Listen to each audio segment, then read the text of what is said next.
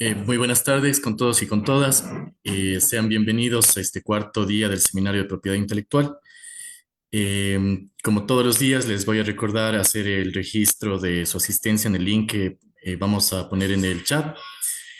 Y quisiera darle la bienvenida nuevamente a nuestra expositora, María Gabriela Campoverde, esperando que este día sea de mucha utilidad para todos ustedes. Gaby, adelante. Perfecto, muchísimas gracias. Gracias a todos por los que se han conectado en esta sesión, en esta cuarta sesión. Bueno, vamos a empezar. Ayer justamente nos habíamos quedado en el tema de derecho de autor y vimos los principios del derecho de autor, vimos el principio de protección automática, el principio de no discriminación, también vimos el principio de dicotomía, hicimos un ejercicio del principio de dicotomía y finalizamos con comprendiendo que en el derecho de autor no existe una carga de uso. No hay una obligación de uso de la obra, sino que la obra puede quedar inédita y no va a haber ningún inconveniente. Vamos entonces a continuar con la sesión de derecho de autor y lo primero que vamos a analizar es qué no protege el derecho de autor. Ya habíamos hablado que las ideas no las protege, ese punto lo tenemos claro, pero también podemos conocer que el derecho de autor tampoco va a proteger procedimientos. En la sesión anterior vimos que existen procedimientos que pueden ser protegidos, pero como secreto comercial, siempre y cuando pues cumplan con los requisitos de confidencialidad que los vimos en la clase, que en este caso es que fuesen secretos, que tengan valor por ser secretos y que se hayan tomado las medidas necesarias para ser secretos. Pero el derecho de autor como tal no va a proteger el procedimiento. O sea, tú puedes haber creado un procedimiento, pero eso no está dentro de la materia que no protege el derecho de autor. Lo mismo sucede con los métodos de operación, con los conceptos matemáticos, también con las disposiciones legales, todo lo que son leyes, reglamentos, normativas jurídicas, tampoco tienen derecho de autor, es decir, no van a poder utilizar el derecho de autor como sistema para hacer valer algún tipo de protección. Y por último, tampoco el derecho de autor no protege ni las resoluciones, ni los acuerdos, ni los dictámenes, ni las sentencias que emiten las distintas autoridades administrativas, civiles, penales. Entonces, todo esto queda excluido del derecho de autor y, como les mencionaba, sí pueden haber ciertos casos en que hay otra modalidad que nos puede servir, como lo es los secretos comerciales para ciertos procedimientos, para ciertos proyectos en los que todavía estamos en el campo de las ideas, pero como les decía, siempre o sea, la protección va a ser porque es confidencial y frente a la persona o a las personas que accedieron de forma confidencial, no frente a otros terceros que no tengan conocimiento alguno de, de la información que ha sido revelada. En el derecho a autor, yo les traje, ya vimos unos ejemplos en la primera, tanto en la primera sesión como en la tercera sesión. Para esta sesión he un poco resumido cuáles son los que quisiera enfocarme en los ejemplos, porque son los más comunes en los emprendimientos, en las empresas, en los proyectos. Y normalmente lo que se está creando en el día a día puede ser diseños de todo tipo, ¿no? Diseños gráficos, diseños industriales, diseños de moda, diseños arquitectónicos, etcétera, ¿no? Todo lo que es el diseño, que es un mundo, ¿no? Completamente ilimitado. También lo que son las producciones fotográficas y las meras fotografías. Hoy por hoy un negocio, pues, o un emprendimiento, siempre van en algún momento a llegar al nivel de tomar fotografías a sus productos para poder mostrarlos. Probablemente si es un restaurante, pueden pues hacer fotos de los platos y también puede suceder que em, hayan fotografías de las piezas artísticas, de las bisuterías, de las joyas, de lo que se esté creando. Y pues esto va a involucrar derechos de autor para la persona que toma la foto también. Entonces, eso es lo que vamos a conversar el día de hoy. Lo mismo sucede con las producciones audiovisuales, pueden ser fotografías, perdón, pueden ser videos institucionales, pueden ser producciones como tal para comerciales de televisión o de redes sociales, y grabaciones audiovisuales que también podrían ser historias o videos cortos, ¿no? Los jingles también es algo que se utiliza mucho, que es crear una canción que identifique a la empresa o al negocio. Por otro lado, también hay un auge de invertir en softwares o aplicaciones móviles dependiendo del tipo de proyecto. Y por supuesto, hoy en día casi la mayoría de emprendimientos o proyectos sin fines de lucro o con fines de lucro van a tener una página web, un lugar digital que va a servir como una tienda digital en la que también van a haber derechos porque vamos a mandar a hacer probablemente la página web o utilizamos o de pronto puede ser que utilicemos alguna herramienta y pues no sepamos claramente en qué punto es propiedad intelectual mía y en qué punto es propiedad intelectual del tercero que me está dando el servicio.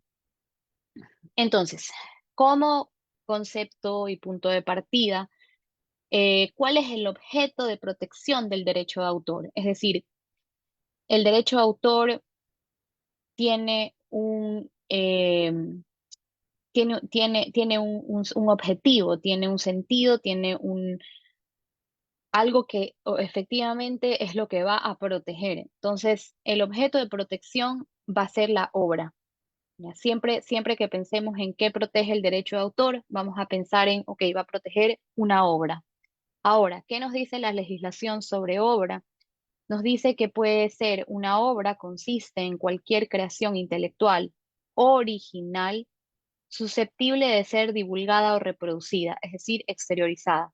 Ahora, no se vayan a confundir porque la ley establece que utiliza la palabra original, porque nosotros en el cotidiano, ¿no? En el día a día, de pronto utilizamos la palabra original para referirnos a otras cosas, pero cuando nos referimos en términos legales, original significa que tiene origen en el autor. Entonces, eso es lo primero que nos vamos a preguntar cuando vemos una obra, ¿ok? Es para que sea obra, tiene que haber tenido origen en una persona natural, en una persona que va a ser la autora o el autor. Y por supuesto, no sirve si yo creo una obra en mi cabeza, ¿no? sé, si la tengo solamente en mis pensamientos, pues ahí no va a haber una protección todavía, sino cuando ésta sea exteriorizada. Y esto que vamos a ver son algunos ejemplos de el objeto de protección.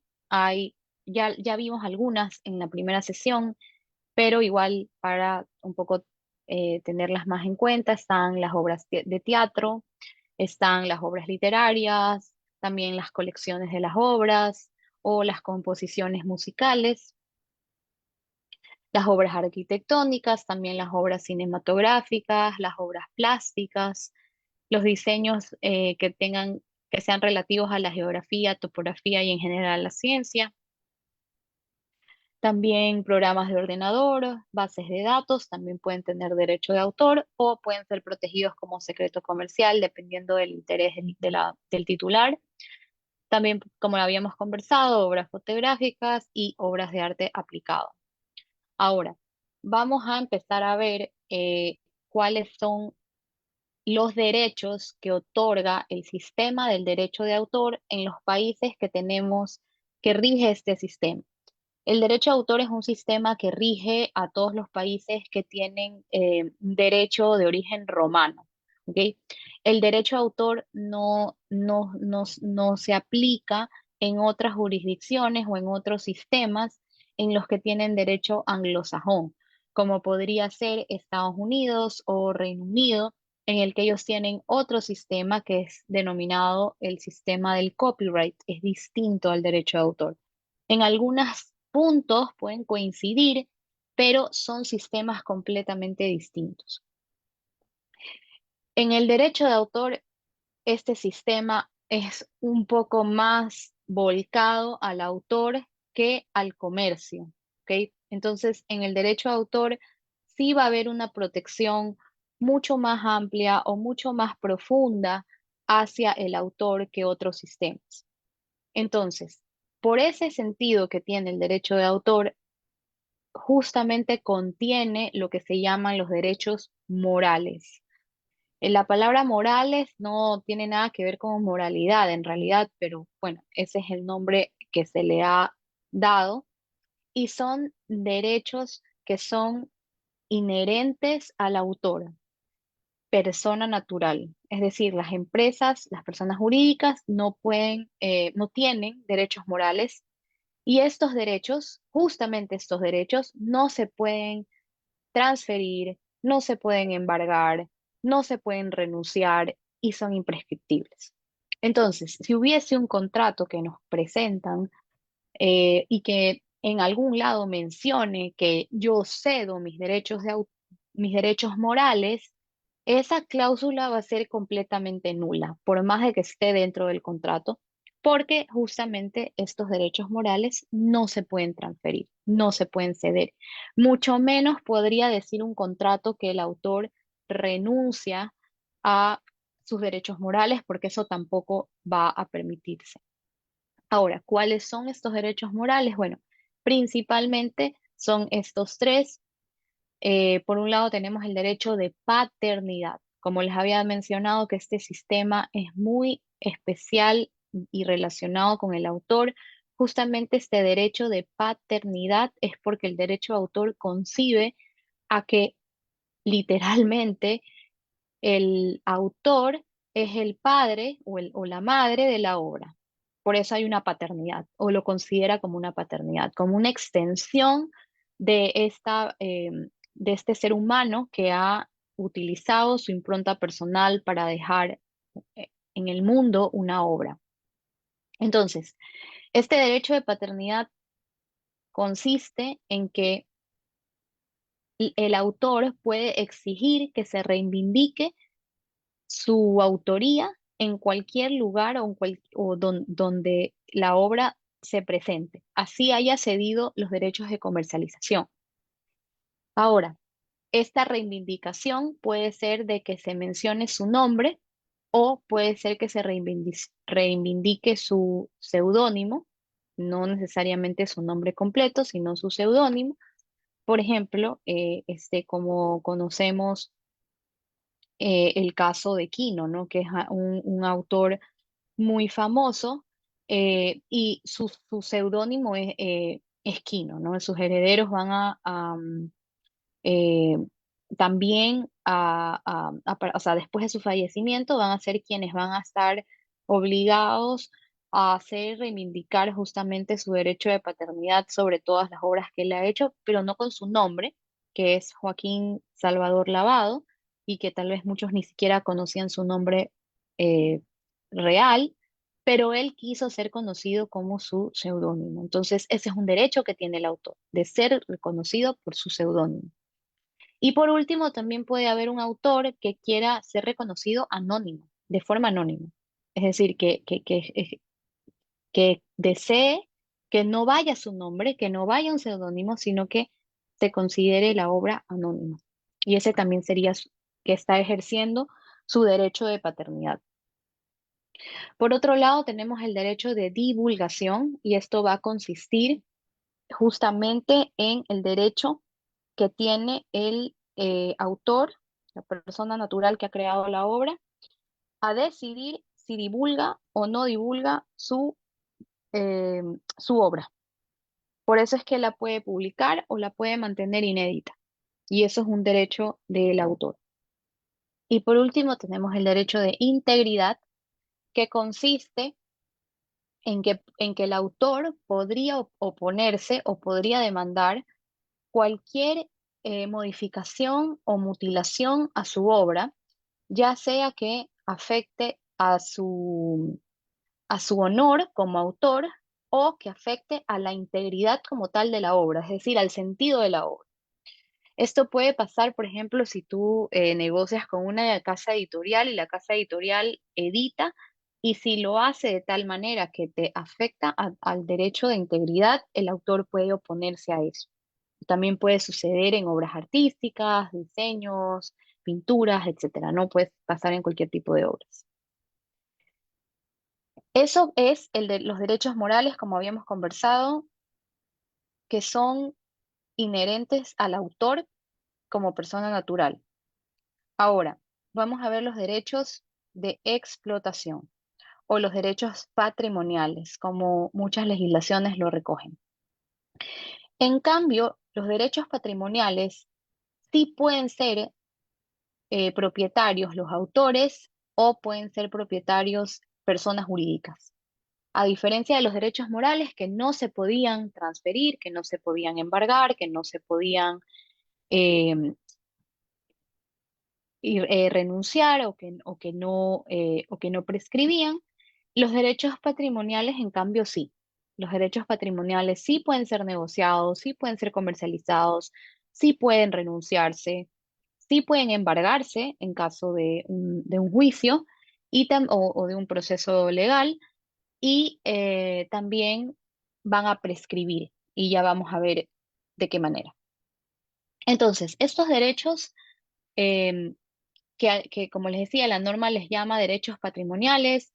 Algunos tratadistas los mencionan como derechos de explotación, otros como derechos de comercialización. Son justamente el sistema del derecho de autor como permite que el titular de la obra pueda sacarle valor económico a esta obra a través de estos distintos derechos. Y cada derecho es único, es decir, se puede licenciar o se puede ceder uno solo de ellos, hay unos que van acompañados de otros, pero son independientes. Entonces, se podría negociar por un lado el derecho de transformación y por otro lado el derecho de reproducción. Y pueden tener valores distintos. Entonces, vamos a ver cada uno primero. Cuando nos referimos a los derechos de reproducción, al derecho patrimonial de reproducción, significa que el titular puede autorizar o prohibir que haya un ejemplar adicional de su obra, una copia de su obra. Tiene que haber un ejemplar adicional para que haya una reproducción. Por ejemplo, tengo un libro y le sacamos copia al libro, por lo tanto, en ese momento ya no existe un libro, sino que existen dos, por lo tanto, ahí hubo una reproducción. Por otro lado, tenemos el derecho de comunicación pública. En el derecho de comunicación pública no estamos hablando de un nuevo ejemplar, como si lo acabamos de hablar en el derecho de reproducción, sino que en la comunicación pública lo que va a pasar es que se va a transmitir públicamente la obra a un grupo de personas o personas más allá o fuera del ámbito doméstico. ¿Qué es el ámbito doméstico? El ámbito doméstico es el ámbito familiar, el ámbito de la personal, ¿ok? Entonces, si yo estoy en mi casa y tengo una reunión y vienen 15 personas y ponemos Netflix, eso se va a considerar una, un ámbito doméstico, porque estoy en mi espacio personal. Eso no quiere decir que no vengan 50 personas y estemos viendo una película y sigue estando dentro del espacio personal. Pero cuando ya hablamos de la comunicación pública, esto va fuera del ámbito doméstico. Entonces ahí va a poder acceder cualquier número ilimitado de personas, no necesita haber un número en específico, pero está fuera de este espacio personal. Y no hay una reproducción, como les explicaba, o sea, no hay una copia de ejemplar adicional. ¿Qué podría ser una comunicación pública? Bueno, por ejemplo, una película en el cine. Una película en el cine, tú ves una película, cualquier persona puede entrar, comprar una entrada y pasar, y va a acceder a esta película, le van a comunicar públicamente la película, la obra audiovisual, pero no hay un ejemplar, o sea, no es que tú vas al cine y te sales con un CD, no, vas al cine, ves la película y te fuiste, pero hubo una comunicación pública de esa obra. También sucede en los conciertos, o sea, las obras musicales, si yo copio un CD a otro CD, bueno, ahí sí va a haber una reproducción, pero si yo voy a un concierto, lo que estoy recibiendo es una comunicación pública de las obras musicales, porque las está escuchando un número indefinido de personas que van a estar en el concierto.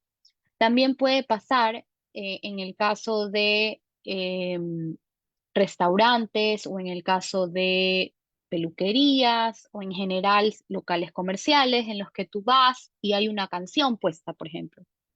Entonces, en el momento en el que el establecimiento pone obras musicales, está comunicando públicamente esas obras y por lo tanto está ejerciendo el derecho de comunicación pública de los titulares, que obviamente debería de estar autorizado, ¿no? Para poder hacerlo. Ya vamos a ver más adelante cómo funciona esto, especialmente porque es muy común que establecimientos pongan, por ejemplo, Spotify o pongan YouTube. Entonces, ¿cómo se va a manejar este derecho? Pero para que ya lo vayamos comprendiendo, el titular de las obras musicales está en el derecho de autorizar que se comunique públicamente o no. Y plataformas como el caso de Spotify no te autorizan a comunicar públicamente las obras musicales, sino solamente en tu espacio personal, en tu ámbito doméstico. Lo que les decía, puedes hacer una fiesta en tu casa con 100 personas y van a escuchar la música de Spotify y eso no se va a considerar un acto de comunicación pública. Lo que estás dentro de tu ámbito doméstico no tiene nada que ver con la cantidad de personas, sino en qué espacio se está transmitiendo. Luego tenemos también el derecho de importación y el derecho de distribución. Eh, cuando hablamos de distribución, hablamos justamente de que el titular puede decidir en qué regiones o en qué zonas o en qué países va a autorizar o va a prohibir que se distribuya o que se importe esa obra. Por eso tal vez ustedes han de haber escuchado o visto, mejor dicho, que uno está dentro de una red social de pronto y le aparece un mensaje que dice que esa obra, bueno, no dice esa obra, pero tal vez dice esa canción no está disponible para tu zona. O quieres ver una película y también te dice, no, esa película no está disponible para tu zona, para tu ubicación. Entonces, eso es porque el titular no ha autorizado, no ha dado la licencia de distribución de comunicación pública en los ejemplos que les di para esa zona.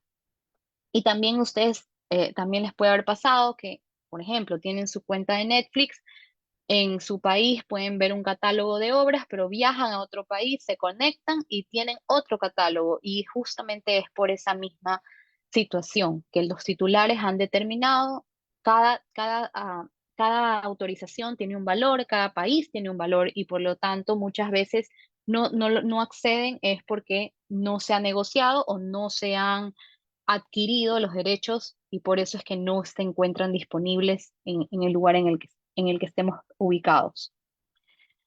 Y por último, tenemos el derecho de transformación. Cuando hablamos del derecho de transformación es porque la obra va, y como valga la redundancia, va a sufrir o va a ser afectada, mejor dicho, por algún cambio que la va a transformar de donde estaba o de donde venía. Entonces, ejemplos de un derecho de transformación van a ser, por ejemplo, una obra literaria que, eh, que es un libro y que mañana negocia su derecho de transformación para ser hecha película. Entonces, digamos que alguien quiere los derechos y pongamos el ejemplo de García Márquez y quiere hacer película Cien años de soledad, entonces va a tener que negociar con sus herederos los derechos de transformación para poder pasarla de libro a película. Otro ejemplo podría ser hacer una traducción de una obra. Entonces, digamos, tenemos esta obra que está en español y yo quiero que se traduzca a francés o italiano, entonces la persona que va a traducirla necesita el derecho de transformación, necesita estar autorizado para poder traducir, porque como les decía, son derechos que se negocian. Entonces, en general, como ustedes pueden ver, son varios tipos de derechos patrimoniales y tienen que verlo de tal forma que el titular del derecho de la obra puede negociar cada uno de estos y puede tener un valor económico distinto de cada uno de estos derechos. Es como una fuente de ingresos distinta para la obra. Y eso es lo que también pues hace muy interesante al sistema del derecho a autor. Ahora, hemos hablado, ya lo he dicho varias veces, pero es muy importante que ustedes lo tengan en cuenta, y es que el autor como tal solo puede ser una persona natural. ¿Ok? Solo puede ser una persona natural, no puede ser una empresa, no puede ser una sociedad, no puede ser una persona jurídica. El autor como tal, como habíamos hablado en el concepto inicial, y lo voy a volver a poner porque esto es muy importante que quede claro, la creación intelectual original, es decir, tiene que tener origen en la persona natural. Si tiene origen en un animal, si tiene origen en una máquina, en un software, no se puede considerar una obra. Entonces, se requiere que para poder considerarse autor solo sean las personas naturales. Pero como habíamos hablado, los titulares, eso es distinto, son los que manejan los derechos patrimoniales o de explotación o de comercialización. Ellos sí pueden ser personas naturales o personas jurídicas. Las personas jurídicas pueden acceder a tener la titularidad de parte de un autor bajo varias figuras. Puede ser por medio de un contrato de cesión o puede ser un contrato de licencia o puede ser también, bueno, la titularidad tendría que ser un contrato donde sí haya una cesión de titularidad y también podría ser por un contrato de relación de dependencia, es decir, donde se trabaja en el lugar en relación de dependencia para a favor de la compañía o de la persona jurídica. Ahora, vamos a hablar sobre la duración de estos derechos patrimoniales, no los derechos morales que ya vimos que eran imprescriptibles. Los derechos patrimoniales o de comercialización o de explotación, que en cambio vimos que sí tenían una prescripción, bajo la ley ecuatoriana son estos que vemos en pantalla. Pero sí tienen que saber que en cada país puede existir una diferencia en la protección, así que sería bueno que, pues, quieren verificar en un país determinado, hagan la búsqueda.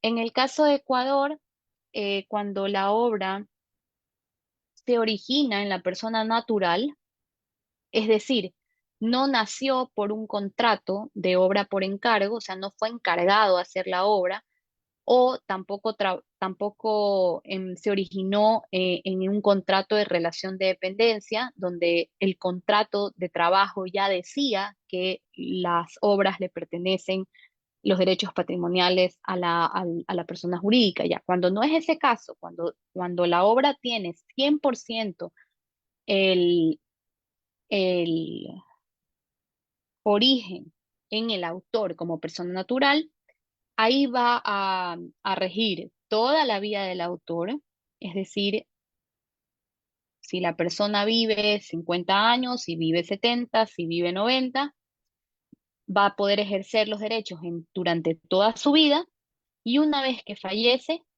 va a tener 70 años más de protección.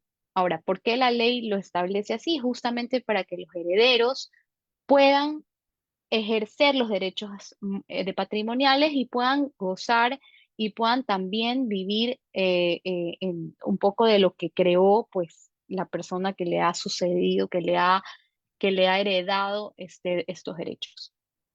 Ahora, cuando los derechos de autor se originan, en cambio, a raíz de un contrato, ya sea en relación de dependencia o de obra por encargo, ahí no va a contar los 70 años del autor, sino que va a ser 70 años desde lo que fuere ulterior, que pues puede ser la realización, la divulgación o la publicación de la obra. Ahora, vamos a hacer aquí un pequeño ejercicio de inteligencia artificial y de ahí vamos a responder sus preguntas. O saben que para no confundirlos, mejor vamos a responder cualquier pregunta que haya hasta este momento y luego vamos con el debate, pequeño debate de inteligencia artificial. A ver, voy a ver sus mensajes.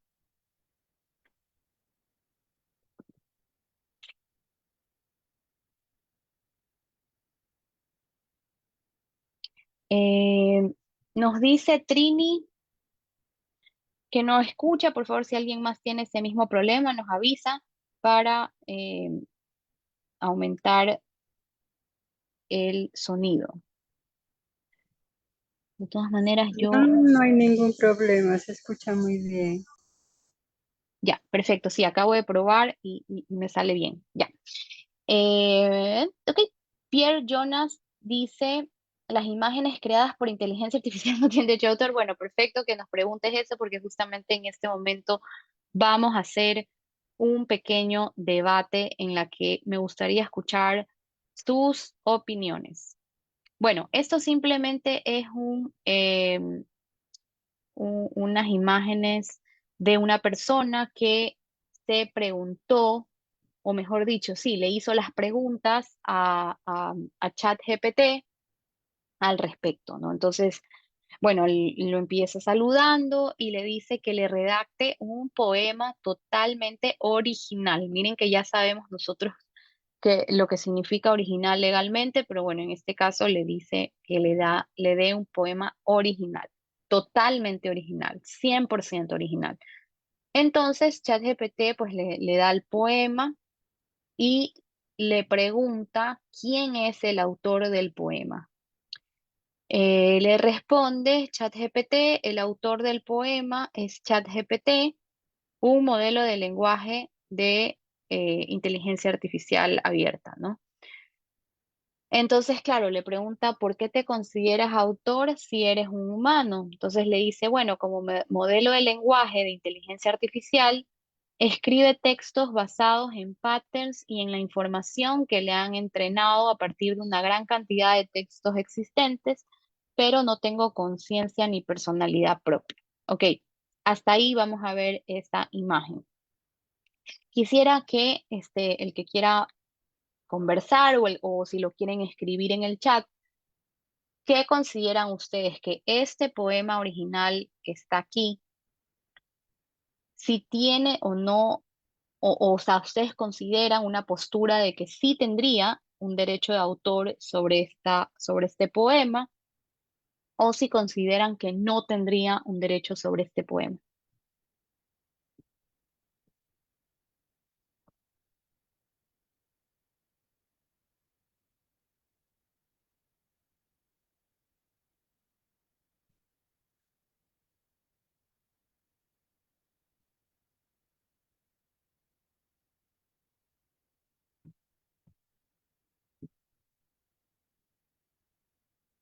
Espero sus comentarios.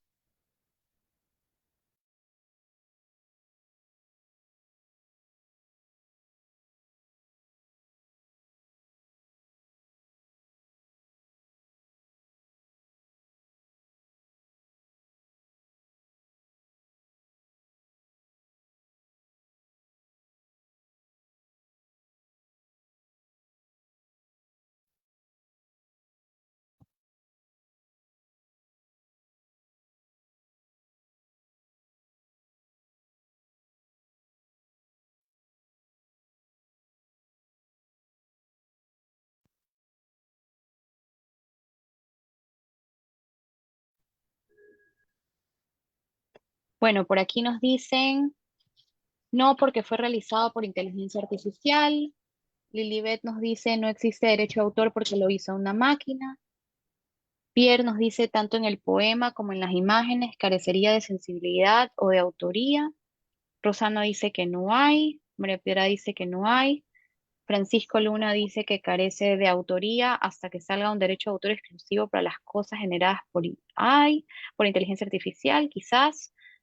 Alberto dice, yo creo que no tendría derechos porque no es una persona natural.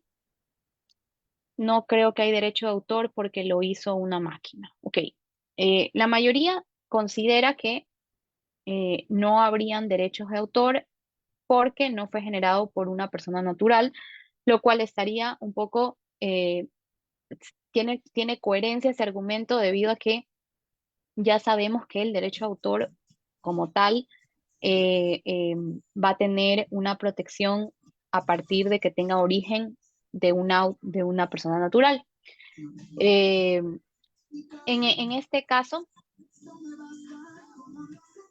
eh, ustedes pueden ver que en la contestación le dice que solo es un modelo de lenguaje de inteligencia artificial diseñado para generar texto de manera autónoma a partir de la información y patrones presentes.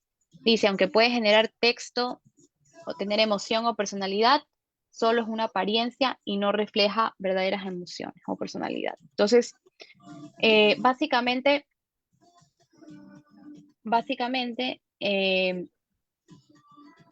lo que está sucediendo en la práctica, o sea, en la actualidad, es que es un tema que se está debatiendo en vivo y en directo, ¿ok? Eh, es decir, en vivo y en directo podemos revisar las noticias en el mundo y ustedes se van a dar cuenta eh, que es una pregunta que se está haciendo, o mejor dicho, que es un debate que se está haciendo en la mayoría de los países en los que se está discutiendo el tema de inteligencia artificial. Es decir, todavía no se podría decir una respuesta 100% categórica, sino que hay que ver cómo cómo esto va a irse desarrollando en país. Les voy a compartir en pantalla una noticia en la que ustedes pueden ver que en la Unión Europea se publicó recientemente, hace un par de meses, justamente una normativa que es el primer intento de regulación de inteligencia artificial. Es decir, es algo que se está debatiendo, discutiendo en este momento y hace un par de meses justamente ya hubo un reglamento mucho más eh, desarrollado, por decirlo de alguna forma. Les voy a compartir pantalla. Esta noticia es del 9 de diciembre del 2023, es decir, hace 2 meses exactamente. Y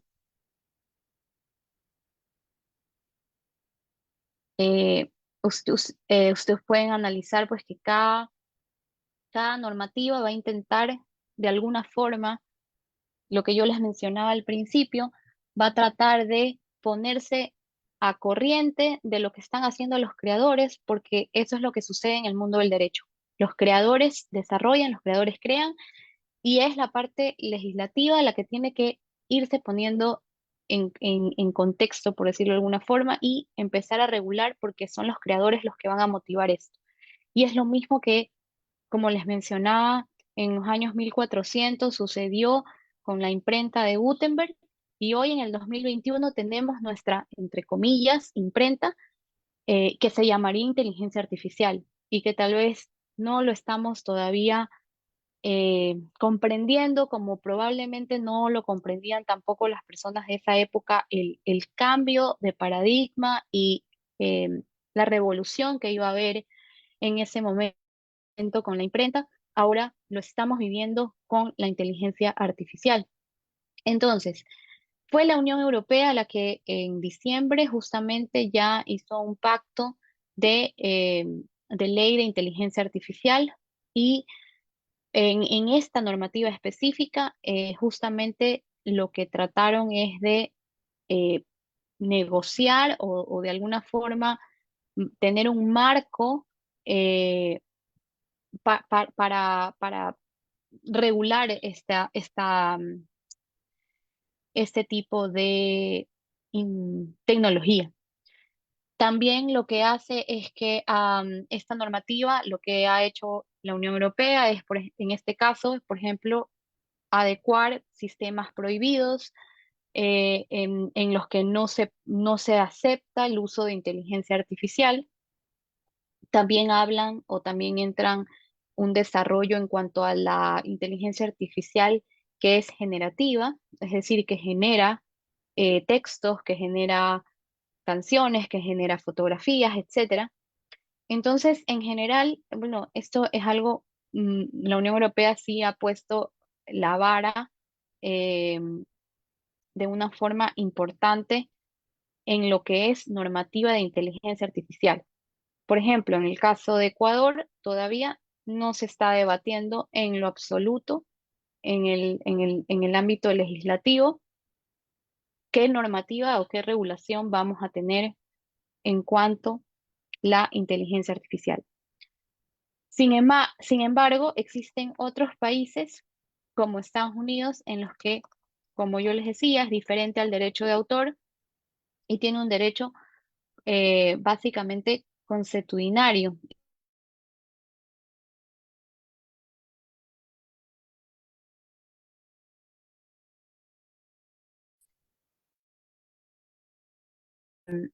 En Estados Unidos ya existen varios casos de demandas de inteligencia artificial, y estos son, en cambio, en Estados Unidos los que nos van a dar la pauta de cómo lo va a resolver este país, ¿no? Entonces, literalmente estamos viviendo en vivo y en directo em, qué es lo que va a suceder con la inteligencia artificial. No podemos todavía, como les decía, alegar categóricamente que algo es o no es inteligencia artificial hasta que pues haya un panorama judicial y normativo mucho más claro. Este también es eh, un caso de diciembre 28 del 2023, 2 meses también, donde vemos que hay otra demanda. En este caso, New York Times va a demandar por sus derechos de autor, en este caso, pues bueno, derechos de copyright en Estados Unidos, a, a empresas que utilizan inteligencia artificial.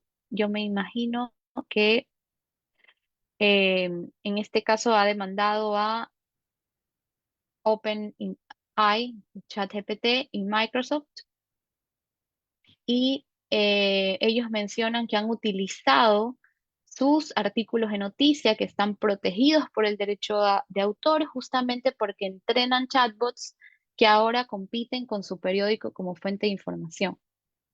Entonces, vean ustedes cómo poco a poco esto va escalando, y no hay nada todavía escrito 100% en piedra de cómo va a haber un consenso internacional. Todavía lo veremos seguramente. Eh, es probable que pueda hacer algún tipo de acuerdo internacional, así como existe para la propiedad industrial, como existe para el derecho de autor, o existen también otro tipo de tratados, como el Tratado de Marrakech, etcétera. Entonces, probablemente en algún momento sí va a haber algún consenso en lo que hayan ciertos mínimos de cómo va a funcionar la inteligencia artificial, pero como les digo, lo estamos viviendo en vivo y en directo, y no podríamos, o sería un poco imprudente, ya decir cómo se va a manejar, porque es algo que se está haciendo mientras conversamos. Perdón, un segundito. Ya les voy a...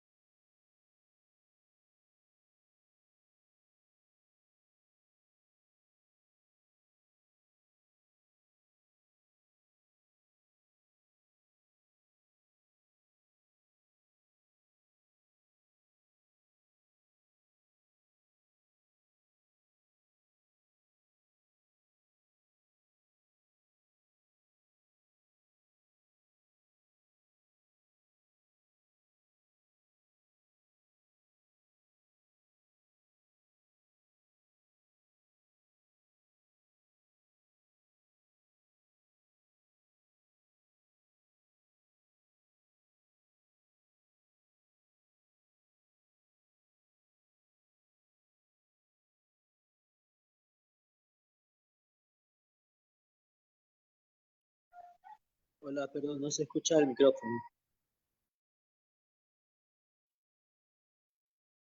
Gaby, no se escucha. Pidió disculpas, algo pasó, ya se ha de integrar.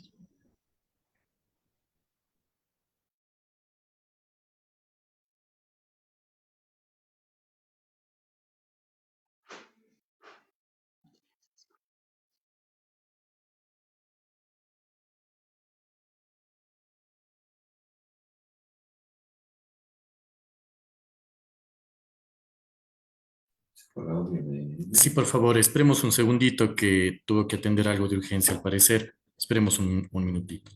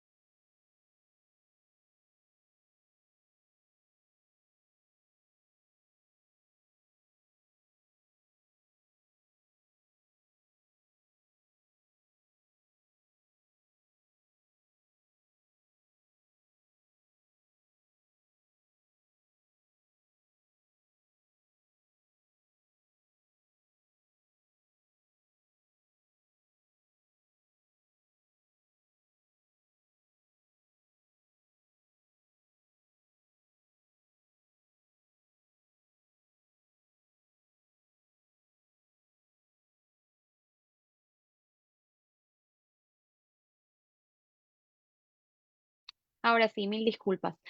Bueno, entonces lo que les mencionaba, este es otro caso que se está dando también, bueno, que se está dirimiendo, todavía no tiene una sentencia. En el caso de Estados Unidos, también hubo un caso, una situación en la que se presenta una demanda colectiva. Otra vez también lo hacen a ChatGPT y esto lo hacen varios autores.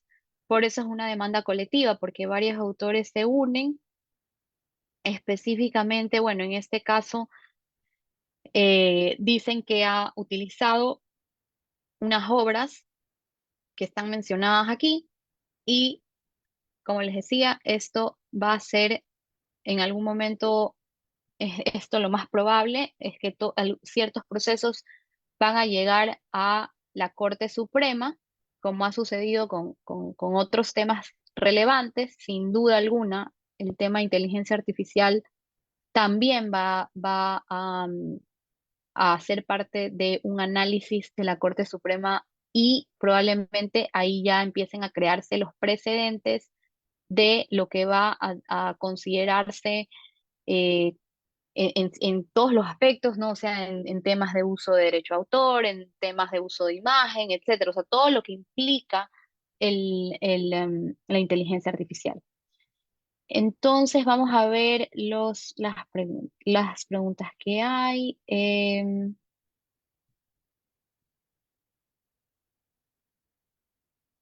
Alberto dice que él considera, en cambio, que sí podría tener autoría la inteligencia artificial porque está basado en palabras existentes mediante algoritmos. Sin embargo, no sé si se pudiera registrar. Bueno, como les decía, o sea, realmente si nos vamos al concepto del derecho a autor, si para ser considerado obra tiene que tener origen en el autor, no podría alegarse que lo que desarrolla un sistema de inteligencia artificial tiene autoría, porque de hecho lo que está haciendo es que está tomando autorías de otros lados y más bien lo que estamos viendo es demandas y procesos judiciales respecto a los autores que se han considerado afectados. Entonces, yo creo que más bien la regulación va a ir por otro lado, pero bueno, eso lo vamos a ver. Juan Carlos dice que en Colombia también no se ha habido ningún avance de inteligencia artificial en la regulación.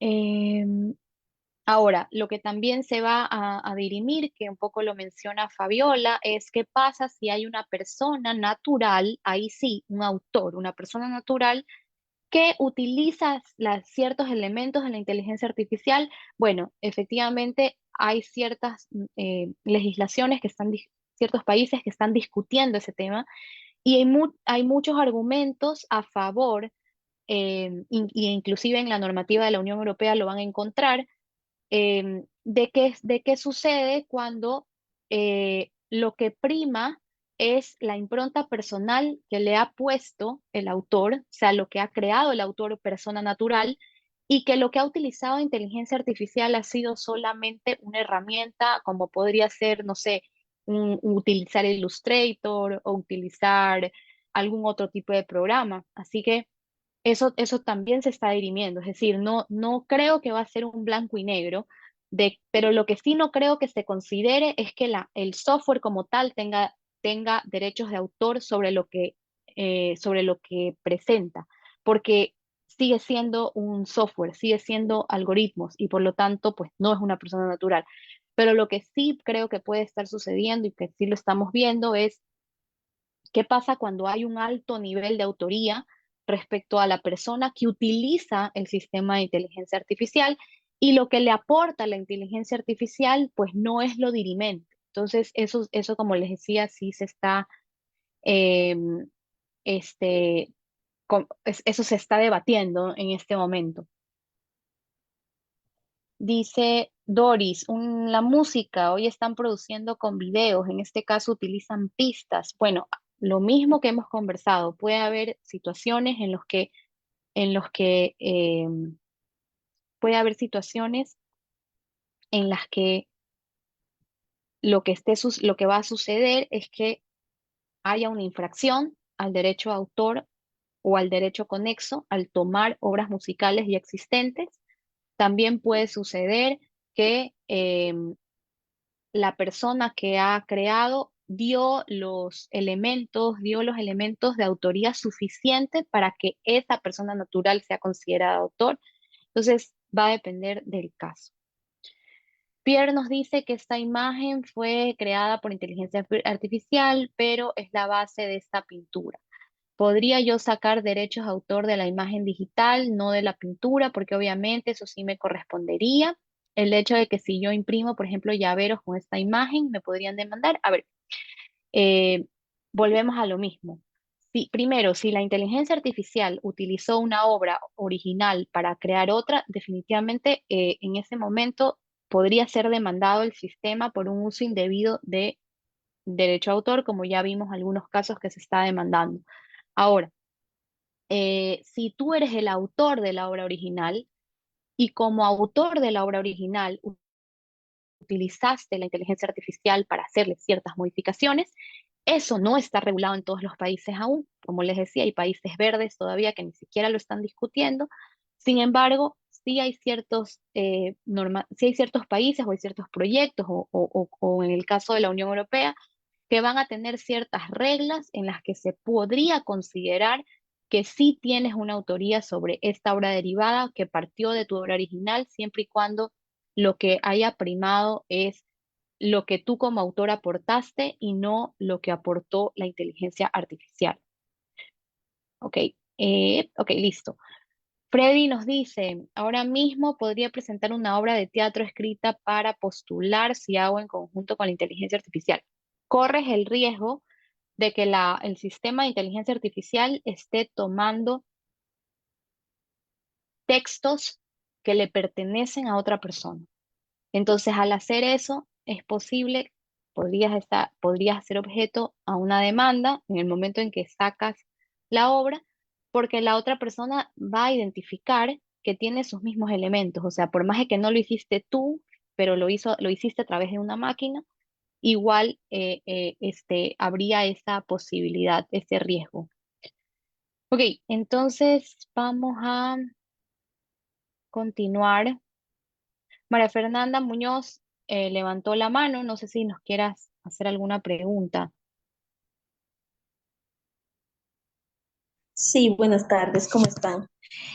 Yo tengo, bueno, un comentario al respecto de lo que estaba revisando, por ejemplo, el tema del nuevo Rembrandt, que ha sido una pintura generada por un programa digital e impresa en 3 dimensiones, ha sido desarrollada por varios, el proyecto ha sido patrocinado por varios grupos, un grupo bancario, con colaboración de Microsoft, también con varios asesores de la Universidad de Delft y del Museo obviamente de un museo, de una casa, el Museo de Rembrandt.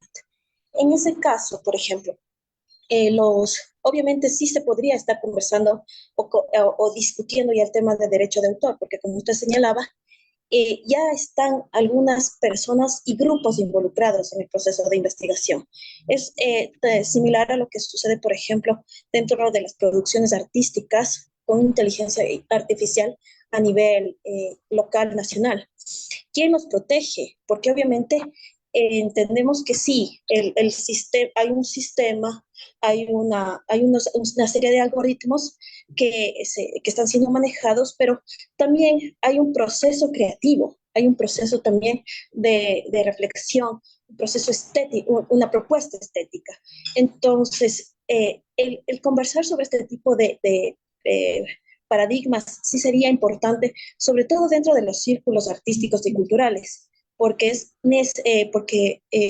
por este tipo de situaciones puede que algún proyecto que tenga una buena iniciativa o que pueda vislumbrar algún proceso exitoso, eh, tenga interfaces o problemas a nivel legal.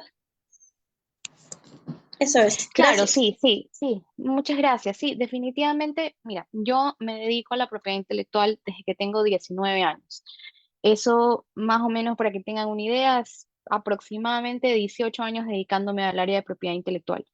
Y lo mismo que sucede con la inteligencia artificial ha sucedido con otros aspectos de la propiedad intelectual que se resumen en la falta de conocimiento en base o conocimientos básicos de la propiedad intelectual. Y es algo que todavía se da. Hoy el tema puede ser la inteligencia artificial, pero en general siempre ha habido desconocimiento, especialmente en los grupos creativos o en las personas que se dedican a crear, porque evidentemente el crear no significa que estás invirtiendo tu tiempo y tu esfuerzo y tu talento en estar creando y no necesariamente en teniendo una clase de derecho, ¿no? ¿Verdad? Entonces no son muy comunes. Sin embargo, para eso existen espacios en los que nosotros siempre tenemos que estar involucrándonos y compartiendo información de propiedad intelectual en todo ámbito donde las personas estén creando, porque justamente ese es el problema. La mayoría de situaciones que suceden es porque no hay claro, "Oye, pero ¿cómo hago? ¿Cuál es la base legal? ¿Eso a quién le pertenece? ¿Te pertenece a ti? ¿Me pertenece a mí? ¿Estoy infringiendo? ¿No estoy infringiendo? Esas son preguntas que no se hacen los creadores, es la realidad. No es natural que se las hagan. Una vez que ya empiezan a formarse con bases de propiedad intelectual, no se les olvida y lo tienen muy consciente y por eso es que tenemos profesionales que ya tienen una base de propiedad intelectual y que sus creaciones las hacen respetando a los creadores, respetando sus creaciones, etcétera, ¿no? Pero asimismo también existen personas que por falta de conocimiento o por falta de algún acceso, algún formación de temas básicos de propiedad intelectual, no lo conocen, no lo saben y realmente no tienen cómo saberlo hasta que no buscan aprender y normalmente pasa es que ya tienen un problema y ahí lo buscan recién, ¿no? Así que es muy importante aportar desde lo que podemos, desde lo que conocemos y decir, no, mira, es que hay este inconveniente, puede que la inteligencia artificial esté utilizando textos u obras de otras personas. Si yo firmo un contrato, quiero revisar de quién son los derechos. Si me uno con un socio, tengo que dejar en claro de quién es la propiedad intelectual. Es decir, empezar a tener una cultura de formalidad. Es algo con lo que hemos venido luchando décadas. Por eso les digo, o sea, realmente la falta de formalidad en estos aspectos ha ido cada vez disminuyendo, pero ha sido muy alto desde el inicio, que la mayoría de personas no tenían las herramientas. Así que, bueno, justamente por eso en este caso tenemos este curso y justamente el nombre del curso era darles estas herramientas a los creadores. Y así pues habrá que seguir replicándolos para que más personas puedan no caer en problemas, evitarse problemas y también utilizarlos a su favor. Vimos hace un momento la vigencia de los derechos patrimoniales, ¿verdad? Ya habíamos visto que en caso de persona natural es la muerte es toda la vida del autor más 70 años. Y en el caso de obras que nacen de un contrato a favor de una persona jurídica, entonces van a ser 70 años. Pero hay otra figura que tenemos que tener en cuenta que es el dominio público, ¿ok? Cuando hablamos de dominio público, hablamos de toda obra que eh, ya no tiene en vigencia sus derechos patrimoniales. Es decir, las obras que están en dominio público legal significa que ya pasó el tiempo de protección, ya pasaron los 70 años y por lo tanto la obra puede ser utilizada sin que nadie pueda ejercer los derechos patrimoniales. Pueden ser utilizadas libremente, pero por supuesto tengo que reivindicar al autor y no tengo que deformar la creación original. Entonces, hay muchas obras que ya se encuentran en dominio público. A mí algo que me gusta hacer mucho es cada año buscar qué obra entró en dominio público en ese año, en el 2024, por ejemplo. ¿Qué obras entraron en vigencia en el 2024? Este año vimos que uno de los primeros dibujos de Mickey Mouse entró el dibujo, no estamos diciendo que las marcas no estén vigentes, pero un dibujo clásico de ellos entró en dominio público. También existen otros ejemplos como Winnie the Pooh, bueno, algunos casos en que ya pasaron los 70 años y por lo tanto la obra puede ser utilizada. En obras cinematográficas todavía hay muy pocas que están entrando en dominio público, pues básicamente porque todavía no habían pasado los 70 años. Pero en general hay muchas obras que ya están en dominio público, especialmente en la literatura. o en las obras musicales, por ejemplo, Mozart, Beethoven, etcétera, o en este caso, obra literaria Don Quijote de la Mancha. Y eso significa que yo no necesito pedir autorización si quiero hacerlo una película, si quiero, por ejemplo, hacer una obra de teatro. Yo ya no necesito pedirle autorización a nadie porque la obra se encuentra en dominio público. Legal, ¿no? O sea, ya pasó el tiempo de protección. No es para siempre el derecho patrimonial del derecho de autor. Ahora, ¿qué pasa? ¿Qué pasa cuando, en cambio, una persona natural que está viva ahorita, en este momento, 2024, decide que su obra pueda estar en dominio público? Eso se lo llama dominio público voluntario. Ese es el caso de yo hago un diseño, por ejemplo, y digo, bueno, cualquier persona puede usar mi diseño. Entonces, por lo tanto, lo he puesto en el dominio público voluntario. Existen ciertos movimientos que incentivan el dominio público voluntario, como lo es Creative Commons, que tal vez ustedes han escuchado o lo han visto. Entonces, este movimiento lo que te permite o lo que obtiene o lo que tiene es que ha hecho unas figuras que identifican el tipo de licencia pública que tú estás otorgando. Entonces, en muchos casos tú puedes dar, por ejemplo, la licencia de reproducción y la licencia de comunicación pública y puedes poner sin fines comerciales. O sea, tú puedes bajarte la imagen, utilizar el diseño, pero solo para actividades educativas o para presentaciones de la academia, pero si ya lo vas a utilizar comercialmente, ya tienes que adquirir la licencia. Hay otras licencias que son mucho más amplias y que te permiten utilizarlo comercialmente.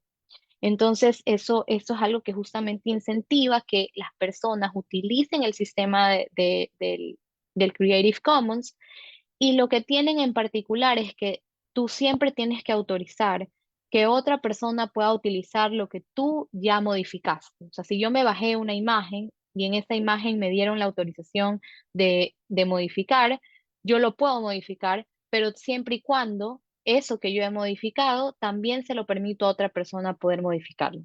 Entonces, es una cultura de colaboración muy interesante. Hasta ahí voy a ver las preguntas antes de entrar a los derechos conexos. Ok. Mm, mm, mm. Franci- Francisco dice, acerca del nuevo mundo virtual o realidad virtual, ¿cómo se regularía o abordarían los derechos de autor? Hipotéticamente, ya que como tú dices, estamos en proceso adaptándonos a este tipo de nuevos mundos virtuales.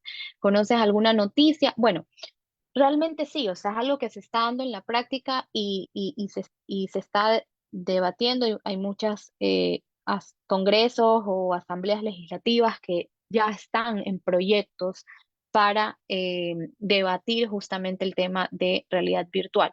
Lo que podemos ir viendo ahora es que sí se han dado ciertas demandas, ya se han dado casos en los que, por ejemplo, dentro de la realidad virtual, se ha utilizado indebidamente una marca. Ejemplo, dentro de realidad virtual resulta que hay un mundo en el que tú te encuentras con carteras Dior, ¿ya?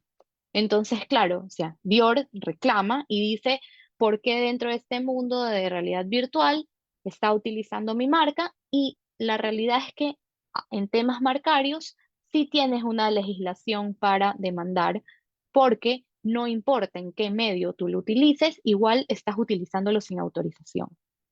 Hoy por hoy, la clasificación de NISA, que vimos este ejemplo y este ejercicio, lo vimos me parece que fue en la segunda sesión que vimos el derecho marcario.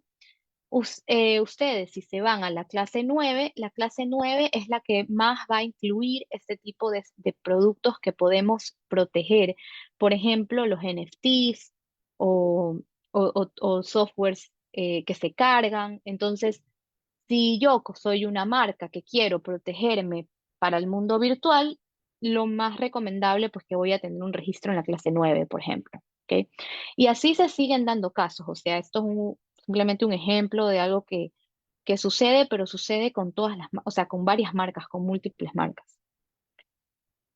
María Paz dice, ¿quién es autor original y quién no es autor? A ver, el autor se considera solo las personas naturales que fueron perdón, que fue la persona natural la que creó la obra. Es decir, que la obra tuvo origen en esa persona. Si no tuvo origen en esa persona, sino que se basó en la obra de otra persona, ya no tiene origen en ella. Ahí en ese caso tendría una obra derivada, si es que crea una obra derivada, pero siempre tendría que contar con la autorización de la obra, del autor o del titular, mejor dicho, de la obra original. Mónica dice, a menos que hubieran dueños como herederos o fundaciones. A ver, no entiendo bien la pregunta, pero recuerden que, recuerden que cuando una obra puede tener de titular a una persona natural o puede tener de titular a una persona jurídica. La persona jurídica puede ser una empresa, puede ser una fundación, etc. Cuando en el caso de las obras que tienen origen en la persona natural, tienen una protección de la vida del autor más 70 años. Entonces, durante esos 70 años, los derechos pudieron haber sido heredados a personas naturales o pudieron ser también eh, dentro de un testamento, pudieron haber establecido que los derechos lo va a manejar una persona jurídica. Y eso estaría bien, o de hecho podrían ser heredados por personas naturales y las personas naturales deciden transferir estos derechos que han heredado a una persona jurídica, ya sea una empresa o sea una fundación. Y cualquiera de ellos va a poder ejercerlos durante los 70 años de protección. Ahora sí, ya vimos lo que era derecho de autor, vamos a ver lo que son los derechos conexos. En la primera sesión yo les comenté que los derechos conexos están relacionados con los derechos de autor, pero no son derechos de autor. ¿Y cuáles son estos derechos conexos? Bueno, son aquellos que coadyuvan al conocimiento público de la creación intelectual. Es decir, sirven para que la creación intelectual sea canalizada. ¿Quiénes se benefician o quiénes son las personas que pueden gozar de un derecho conexo? Bueno, pueden ser, como ya lo habíamos visto en la primera sesión, los artistas, los intérpretes y los ejecutantes. Habíamos dado el ejemplo de Luis Miguel, un artista muy conocido, en el que podemos ver que él no es autor, no escribe sus canciones, él interpreta canciones de otros autores o de autores a los que les ha eh, o licenciado o adquirido los derechos sobre esa obra musical. Entonces, él va a ganar económicamente sobre sus interpretaciones. Ejecutantes, habíamos dado el ejemplo de los músicos que están, por ejemplo, en un concierto en el que están tocando batería o piano, violín, etcétera, ¿no? En una obra musical que nosotros escuchemos, también va a sonar una canción y la canción, pues efectivamente, también va a tener músicos ejecutantes, aparte del intérprete, o sea, aparte del que canta, va a estar también el que ejecuta. También los actores son artistas y ellos también tienen derechos sobre sus actuaciones. ¿Y qué dice la normativa ecuatoriana? Bueno, básicamente que la protección que va a tener se va a contar también como 70 años y el inicio de los 70 años se va a contar desde el 1 de enero del año siguiente a la primera interpretación o su fijación. Ustedes se tienen que haber dado cuenta si utilizan, por ejemplo, Spotify, en el que hay canciones que dice, eh, por ejemplo, o sea, como que un nuevo remaster o algo así, ¿no? Entonces, muchas veces em, lo que se hace es que se utiliza un, ¿cómo les digo? Se hace una nueva versión justamente para poder tener nuevas interpretaciones o fijaciones que tengan más periodos de vigencia y que pueda una persona tener un rédito económico a partir de esa nueva este, versión que ha subido.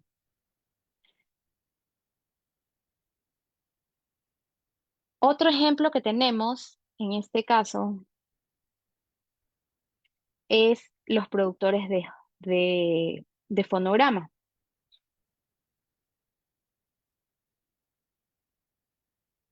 Los productores de fonograma básicamente pues son personas que se dedican a editar las obras musicales y a ponerlas en un fonograma, ¿ok? Hay fonogramas digitales, hay fonogramas como los que conocíamos que son los de vinil.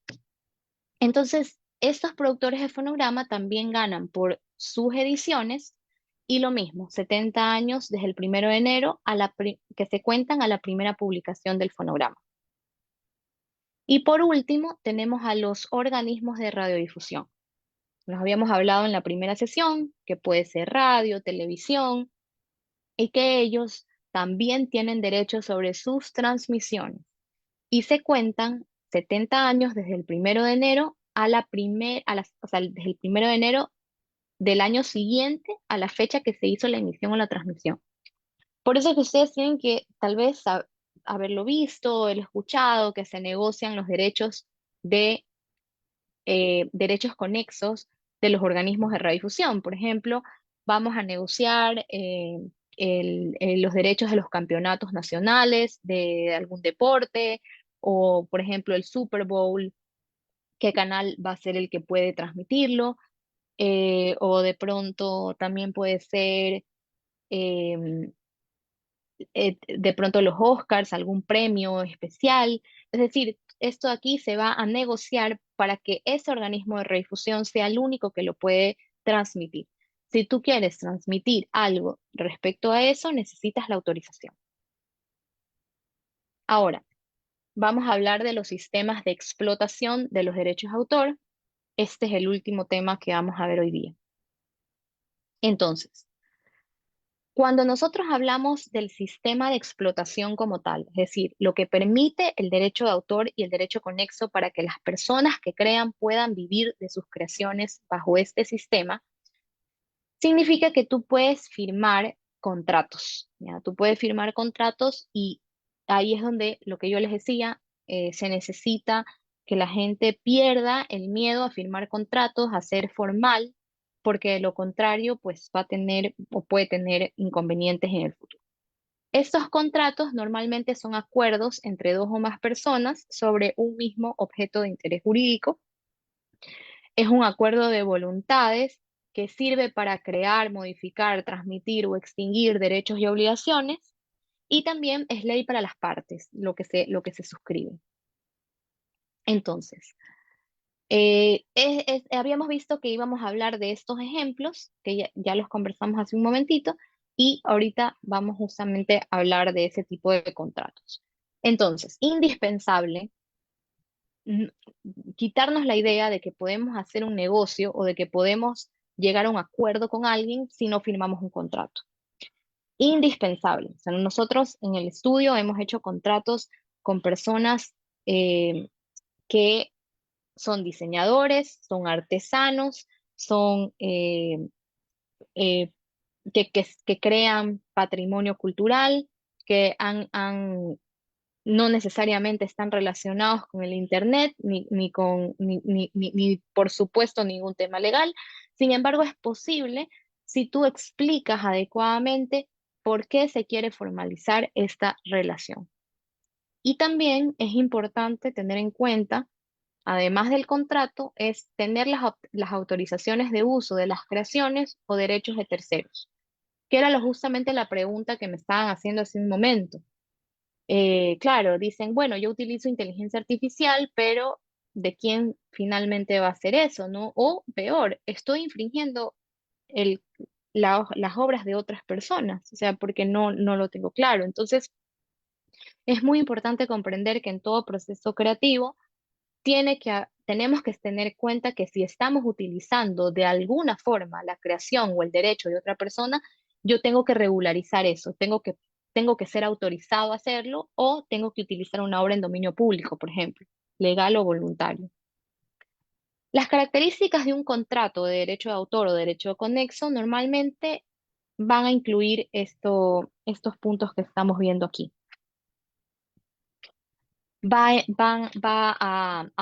a incluir una autorización de uso o de explotación. Ya vimos los diferentes tipos de derechos patrimoniales, así que si quiero tener un buen contrato, tengo que asegurarme de que estén autorizados todos los derechos o los derechos que quiero, que necesito, porque si no los tengo, mañana puedo tener un problema de que me dieron el derecho de reproducción, pero no me dieron el derecho de importación, por ejemplo, o de distribución, y por lo tanto no lo voy a poder, no lo voy a poder llevar a cabo como pretendía hacerlo.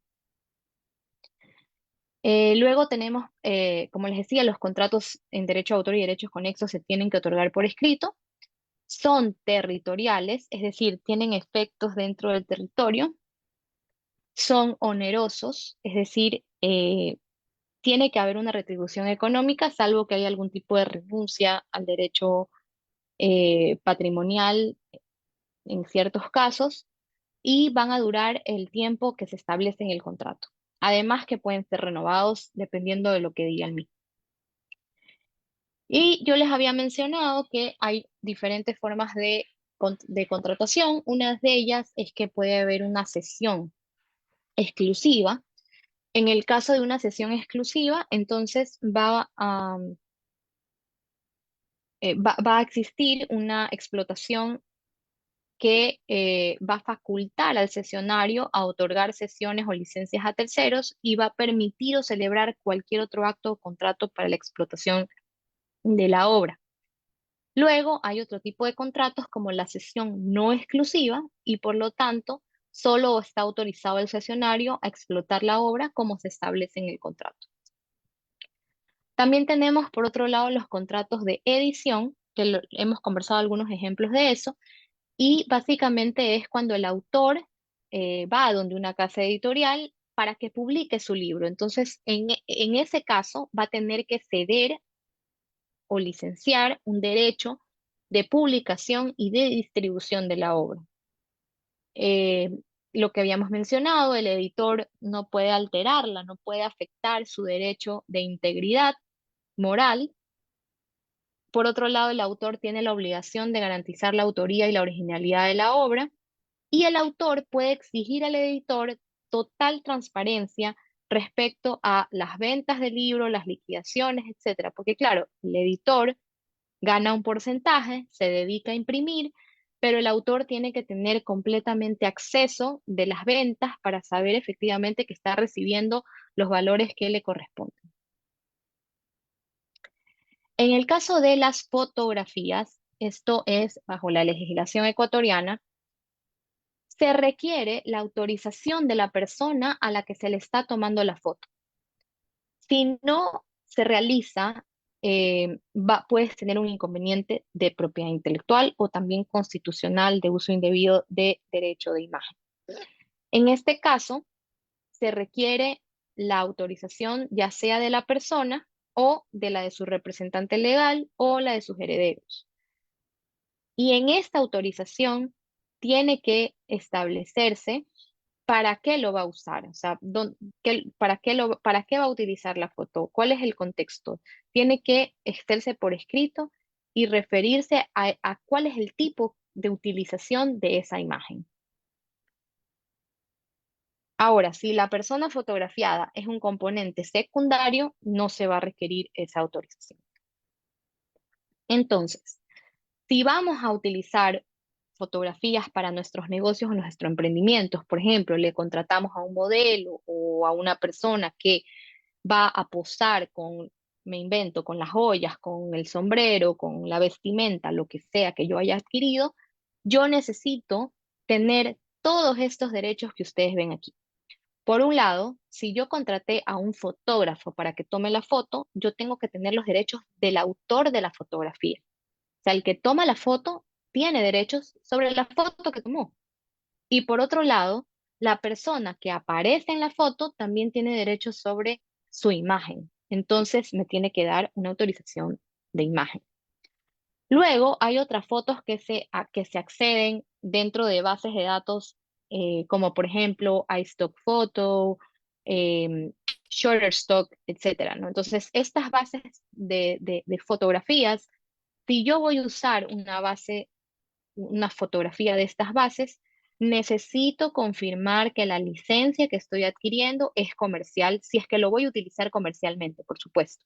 Si solo lo voy a utilizar para no sé, para un tema académico, pues ahí solamente necesito que diga que sea un uso no comercial.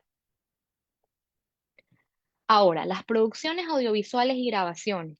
Esto pasa mucho cuando uno contrata, por ejemplo, a alguien para que te haga un video institucional o para que te haga contenido en redes sociales en formato de video o comerciales de televisión o lo que fuere.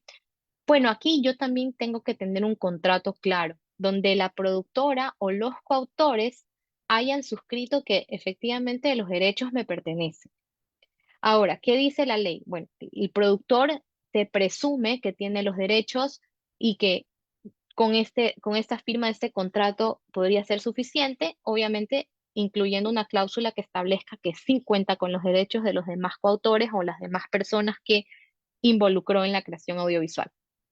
Nuestra legislación presume como coautor de una obra audiovisual al director, a los autores del argumento, de la adaptación y del guión o de los diálogos, al autor de la música que haya sido compuesta especialmente para la obra y al dibujante en caso de diseños animados. Ok, hasta ahí vimos lo que son los derechos conexos y con esta información de los derechos autor y derechos conexos vamos vamos a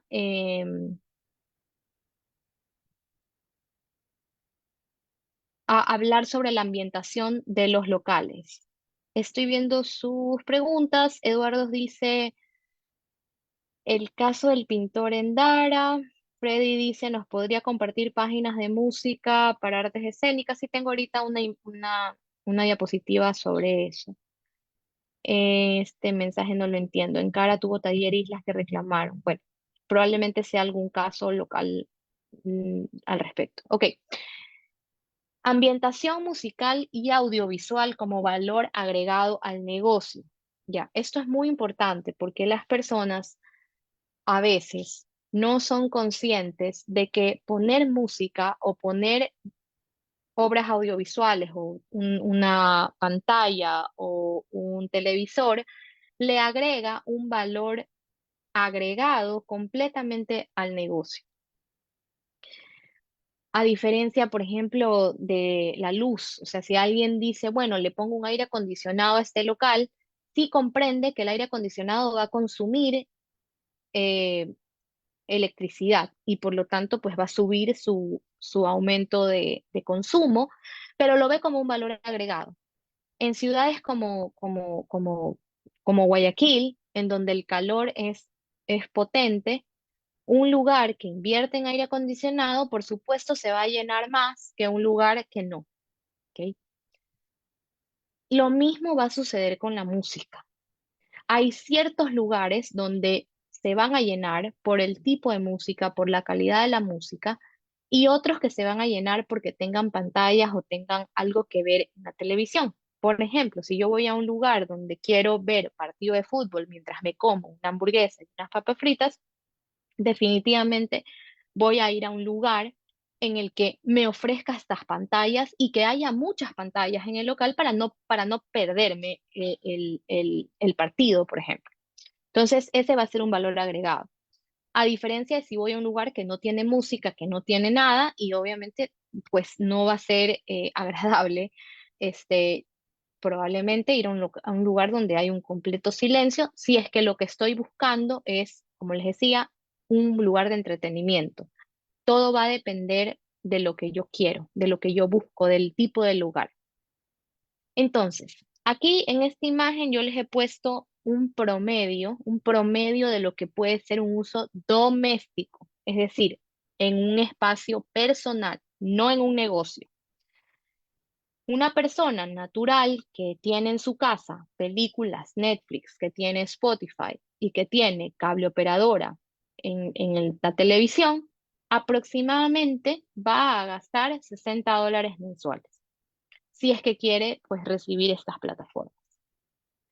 Pero estas plataformas, perdón, que no puedo cambiar, no me deja cambiar la diapositiva. A ver, ya, déjenme un ratito. Ya. Entonces, eh, pero si yo soy fuera del ámbito doméstico, es decir, no en mi casa yo puedo poner Netflix, en mi casa yo puedo poner Spotify, yo puedo tener una cable operadora. Pero si yo no estoy en mi casa y estoy en un lugar fuera de ese espacio, es decir, un restaurante, una peluquería, un hotel, un local comercial, un centro cultural, etcétera, yo estoy fuera de mi ámbito doméstico. Por lo tanto, yo voy a tener que buscar, si yo quiero poner música o quiero poner videos, cómo regularizo ese uso, porque mi Spotify y mi cuenta personal de, de cable operadora o, o de Netflix no me autoriza a utilizarlo fuera de mi ámbito doméstico. Entonces, si yo ya estoy fuera del ámbito doméstico, pues ¿qué hago? Tengo varias opciones.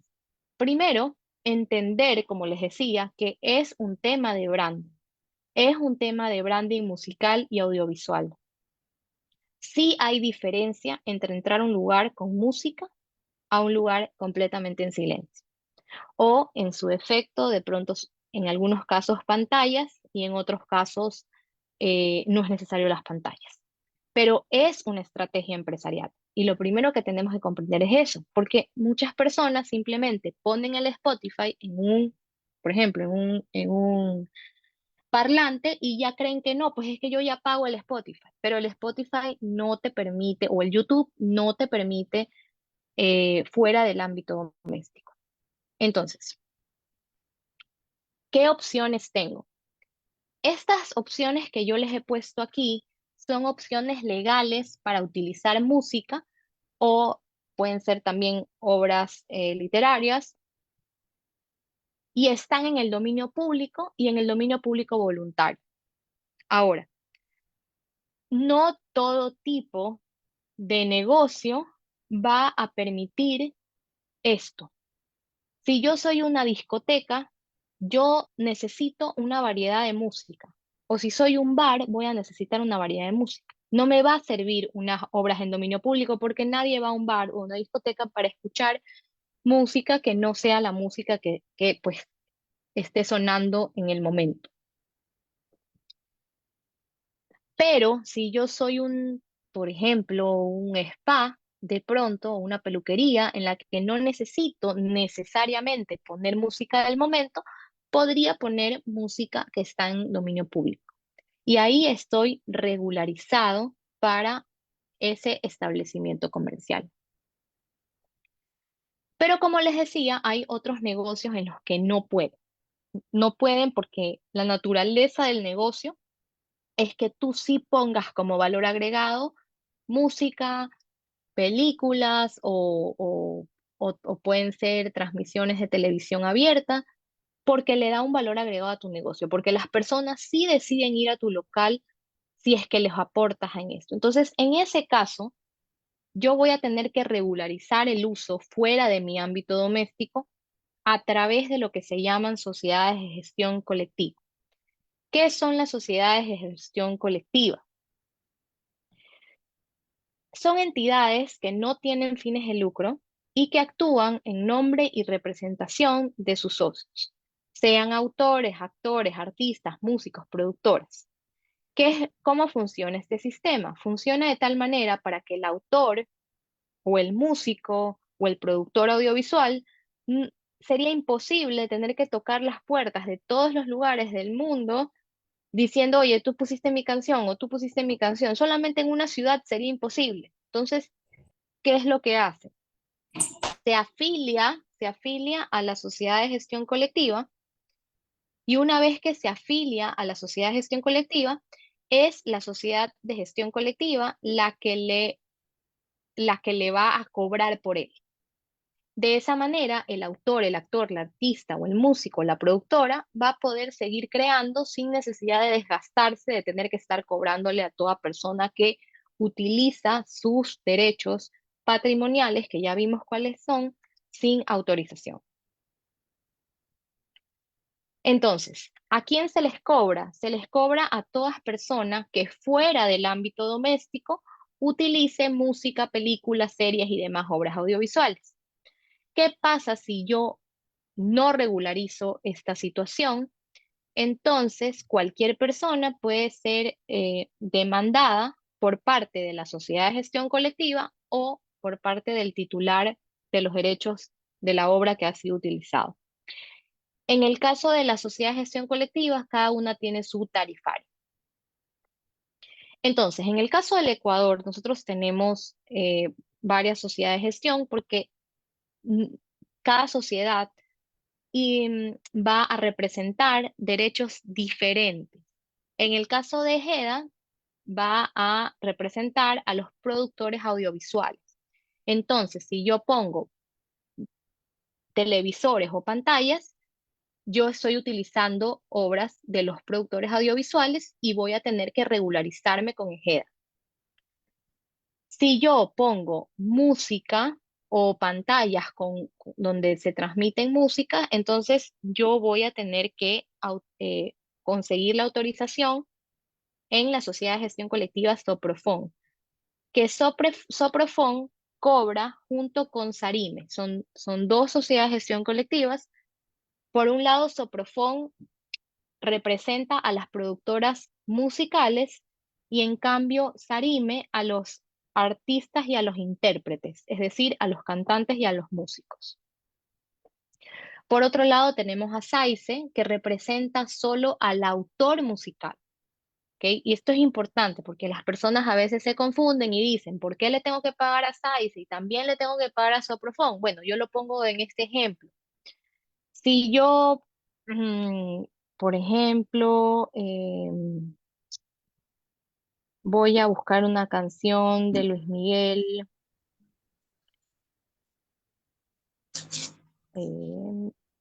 vamos a ver, ya. Por ejemplo, yo he buscado en internet una canción de Luis Miguel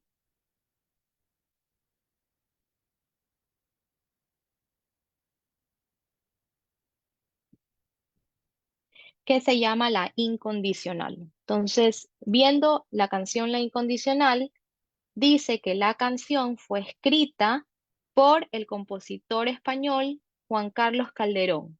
Entonces, cada vez que suene La Incondicional, Juan Carlos Calderón va a recibir un valor por medio de SAICE, porque es el que cobra por los autores musicales.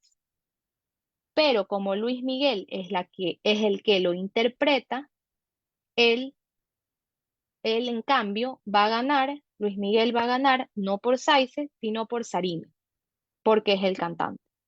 Entonces, cuando alguien les pregunte, pero ¿por qué tengo que pagarle a SAICE y a Soprofon? Tienes que decirle, lo que pasa es que cuando suena una canción hay diferentes derechos. Está el derecho del que canta, está el derecho del que escribe la canción, está el derecho del que la produce. Y por lo tanto, hay dos sociedades de gestión colectiva, en el caso de Ecuador, que recaudan por ellos. En otros países es diferente, o sea, puede ser más sociedades de gestión colectiva o pueden ser menos o pueden estar unidas, eso va a depender del país que sea. Y por último tenemos Uniarte, que son los derechos que ellos representan son a los autores audiovisuales, a los actores y a las actrices. Bueno, entonces, hasta ahí ha sido la clase de derecho de autor y derechos conexos que vimos el día de hoy. Ahí les dejo mi correo electrónico en caso de que nos quieran hacer alguna pregunta. El día de mañana vamos a ver conocimientos tradicionales, también vamos a ver expresiones culturales y vamos a finalizar con el tema de franquicias. Así que cualquier duda, pues nos pueden escribir y estamos a las órdenes, o nuestras redes sociales nos pueden seguir en Twitter, Instagram, Facebook.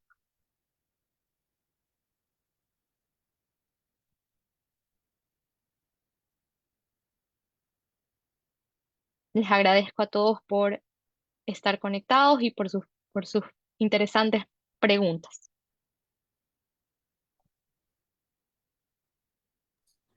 Muchísimas gracias, María Gabriela. Muchísimas gracias también a todos y todas los participantes del día de hoy. Les acabé de enviar al chat nuevamente el Gracias a link todos y todas. para que se puedan registrar y les esperamos el día de mañana. Muchísimas gracias y que tengan una linda tarde. Gracias, buenas tardes.